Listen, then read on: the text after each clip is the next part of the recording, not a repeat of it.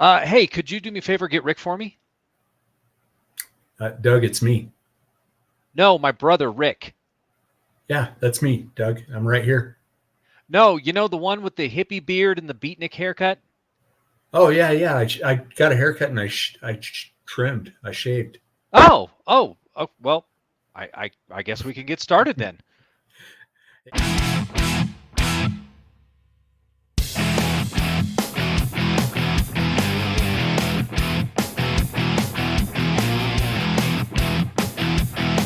Started then. Hey, carnivore hunters, thank you for joining us. Uh, we wanted to talk to you guys today about the differences we had in our diet and our overall feeling health wise between our ATV trip, which if you watch this video, we go pretty extensively into how much we cheated on that trip, and it was a planned cheat, so we knew it was coming, and we knew going into our hunting trip there was going to be a little bit of cheating there as well, but we wanted to lessen that as much as we possibly could. So we're here to talk to you guys about that.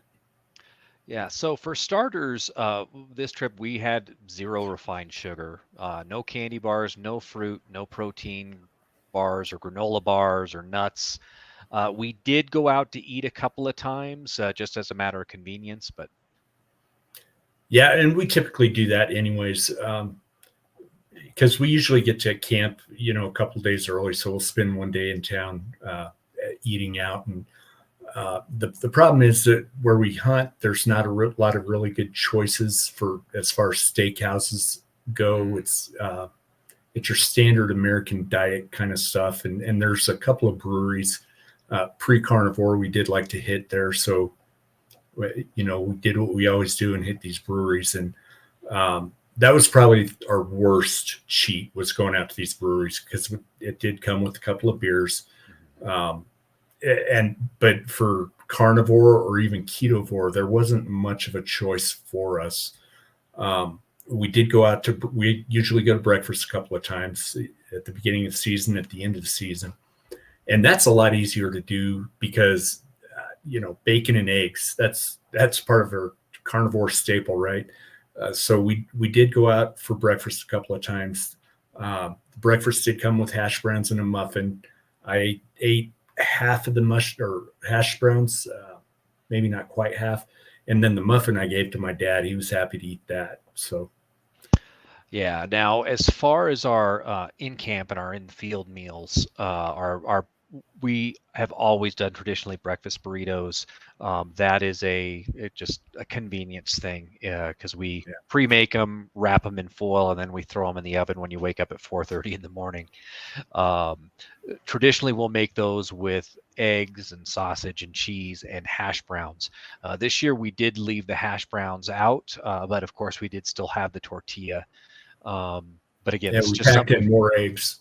Yeah, more Yeah. eggs and more sausage. So, Yeah.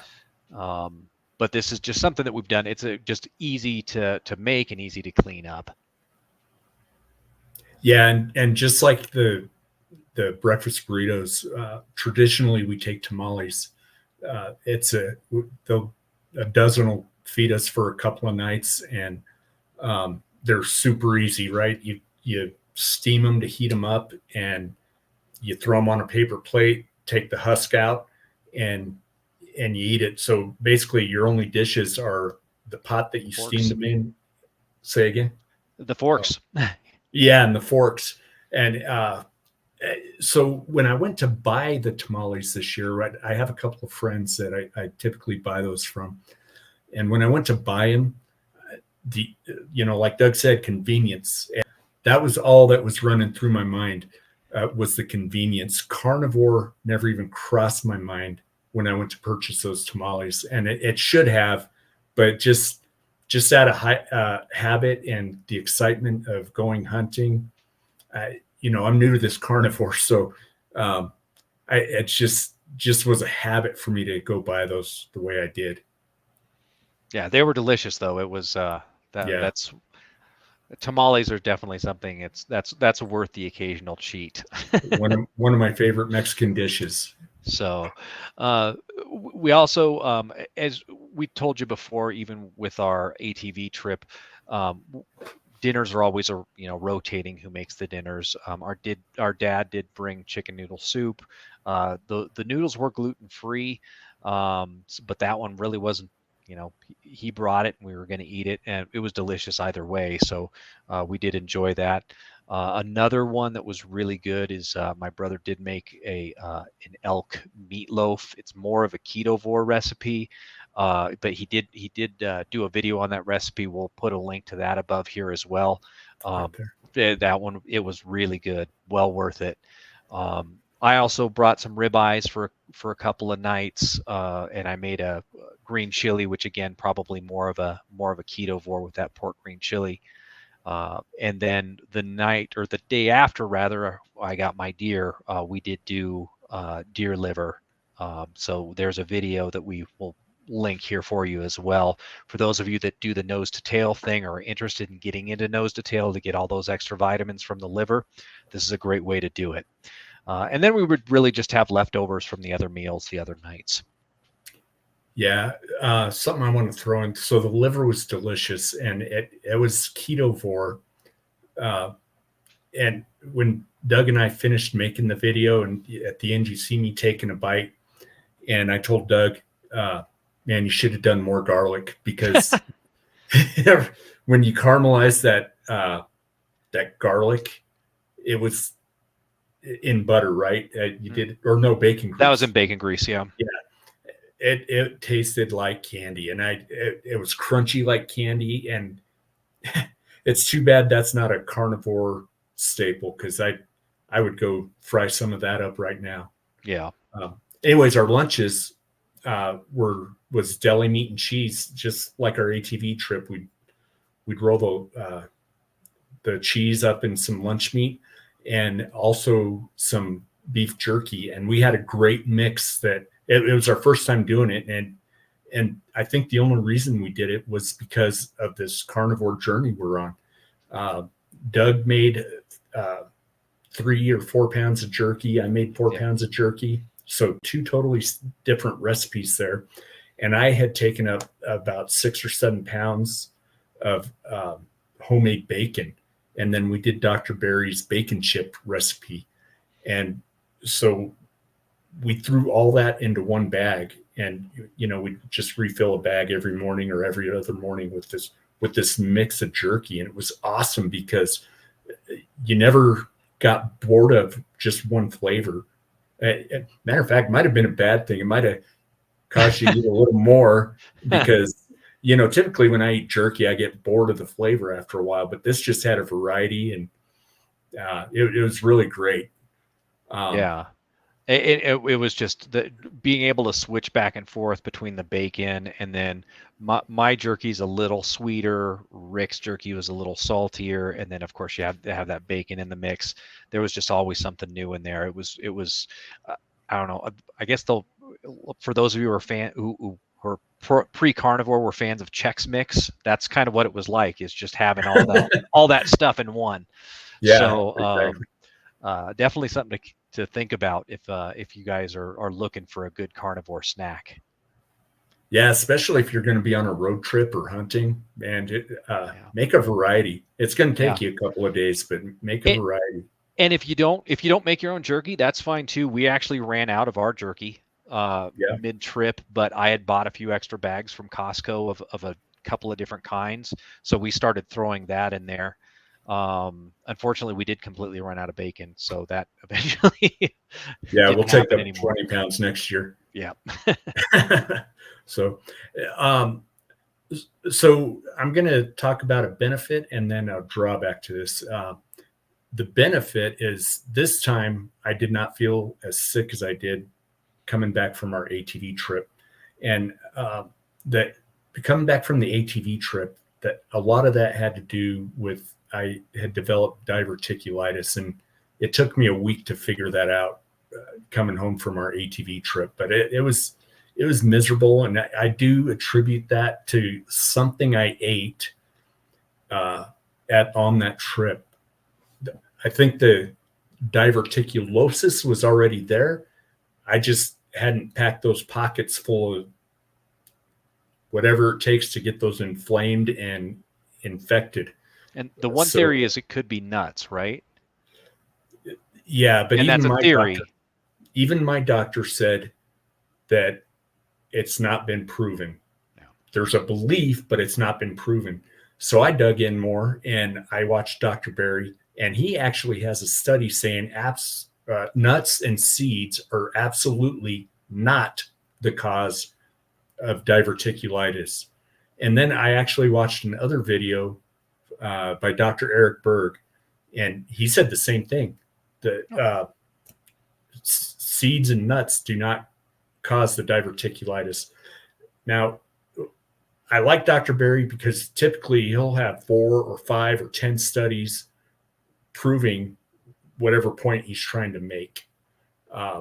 He only had one for this one, so I'm not 100% sold that it's not the nuts. But anyway, Yeah. I just, coming off of this trip, I did not feel sick like I did coming off the ATV trip, but we didn't eat nearly as bad. We had, especially the breweries, that was bad. But the rest of the trip, we were moderate to good. Yeah. Yeah. And as far as the hunting trip, the weather sucked. And in hunting vernacular, that really means it was hot, it was dry, it was dusty. That is very problematic, especially when you're hunting elk. Yeah. We went up very high and we went deep, but we just couldn't find any elk. We couldn't get on them all week long. And this is the first year since I've been back hunting with these guys that I have not at least seen an elk. I will always see elk, even if they're 2 ridges and a mile away. Um, I'll normally at least see them and know they're there. This year, not a trace. Yeah, we thought we'd fill at least 3 of our tags this year, especially based on last year. We had 20 inches of snow, and we were getting into elk every other day. But as Doug said, it was very hot, very dry, and no matter how high and how deep we went, we just couldn't find them this year. It was pretty bad. Yeah, and I was able to fill my deer tag. And to be fair, had we had 2 more deer tags, both Rick and our dad could have easily had one. But it just so happens we only had the 1 deer tag this year. That's how it goes in a draw system. So, the last day that we were out hunting, Doug and I were kind of hiking together, and we were in one of our favorite spots that we like to hunt, and this big old 5x5 buck just was running, and he looked at us and trotted off. He must have known he wasn't in too much danger, but we just kind of waved at him and said, "Well, we hope we come see back you next year." Yeah.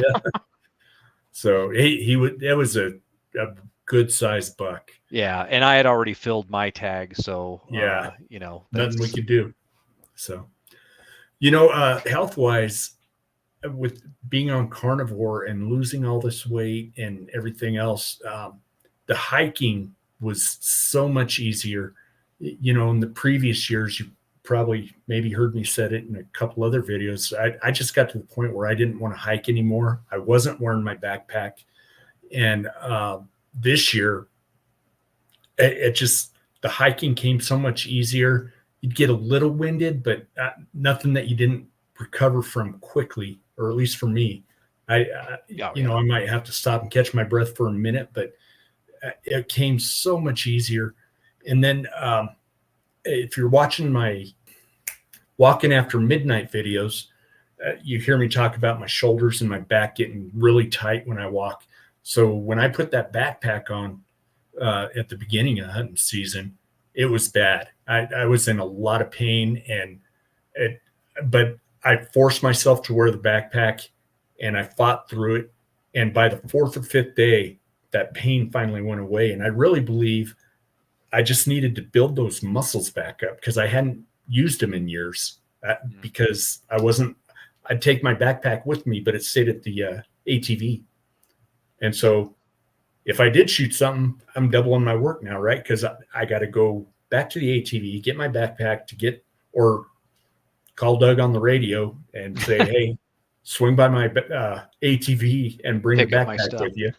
Yeah. So it just night and day, man. I felt so much better at, and even better at the end of the trip Mhm. than before we were there, because now my back problems are gone.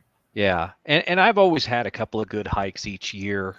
This year, though, in particular, I actually went up a hill that was basically intimidated by every other year. I've always hiked back in this area, but this time I went up and over the big mountain in the back, and just I just had Rick drop me off, and then I went and met him over on the other side. So and I was a little winded. Matter of fact, if you saw my hunting views video, it was that day. I'd gotten up there and just it was nice that even though you felt winded, it felt good. And a hike has not felt good in a long time. So um, during this trip, I actually did manage to lose 5 pounds. I do think a lot of that is due to my sudden increase in steps. So I don't do the walking after midnight the same way Rick does. As when we're at home. So that extra movement definitely kind of helped me drop some weight. To be fair, I've actually gone back up 1.5 pounds since then, but my body fat percentage has gone down still. So what I think I might have done, I think I might have just burnt off some couch potato muscle, and it's now growing back as real muscle. Yeah, and it's pretty funny because when excuse me, when we were on our ATV trip, Doug had gained weight and I lost. Mhm. And on this trip, Doug lost weight and I gained. I actually gained 8 pounds. Um, uh, so I think some of that had to do with the cheating. However, I didn't cheat as bad as I did on the ATV trip, not even close. And so I would like to think that maybe some of that weight gain was from muscle weight from building my back muscles back up. But I really don't have a good way of measuring that. So I don't know. Um, but the weight's coming back off. So I'm not overly concerned. I'm still under 200 pounds. So uh, Yeah. my goal going into this trip was to be under 200 pounds. Yeah, and that's the best part with this lifestyle, guys. And I do, and I think we've probably heard Rick say it before. We're calling this a lifestyle. The diet is not what this is. We enjoy the carnivore lifestyle. It's giving us our life back, and it's something that if you deviate a little bit from every once in a while, it's not going to be the end of the world. You just get back on the horse. Yeah. So I talked about a benefit, improving my back. Here's the drawback for me this trip. Before we went on this trip, I had talked about the being on this diet. The more weight I lose, the more food I feel like I'm hungry all the time. Hmm. But while we were on the trip, I wasn't feeling that, and I think it's because we were so busy moving around all the time, hiking, whatever, and so I never really felt hungry while we were hunting. But as soon as we got home, man, I was just feeling hungry again all the time, and I was so busy between work and getting stuff done at home that I just, if there was crap laying around, I ate it. And but that's a week ago. Now I'm back to 100% carnivore. I am still feeling hungry a lot. I have my sardines at my desk drawer at work, so that helps me get through. Um, I, I'm thinking I just need to start packing on more protein. I don't know. I'm just feeling hungry all the time. Yeah, yeah, I think shoot for that 1 gram of protein per pound of your ideal body weight. I Yeah, think I've heard. I think Lily Kane says that. I'm sure a few others yeah, of nutritionists that know more than we do about this.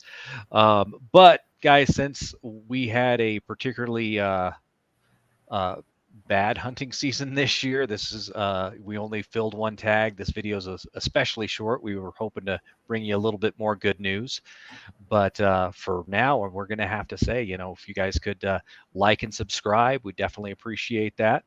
Also, want to tell them about our hunting confessions video? Yeah, so check out this video, guys. We're starting up a new segment called Hunting Confessions, and we're looking for hunters to come and talk with the carnivore hunters and share with the carnivore hunter community your stories, your hunting stories. And I know there's some good ones out there because I follow a few Facebook hunting pages, particularly around the area we live. And I've been seeing some monster bucks and some monster bulls coming out. So I know we couldn't find them, but somebody's finding them. So come onto our show and let's talk about it. We want to hear about it, and check out this video. All righty. So again, thanks for joining us, guys. Yeah, thanks, guys. We'll see you next time.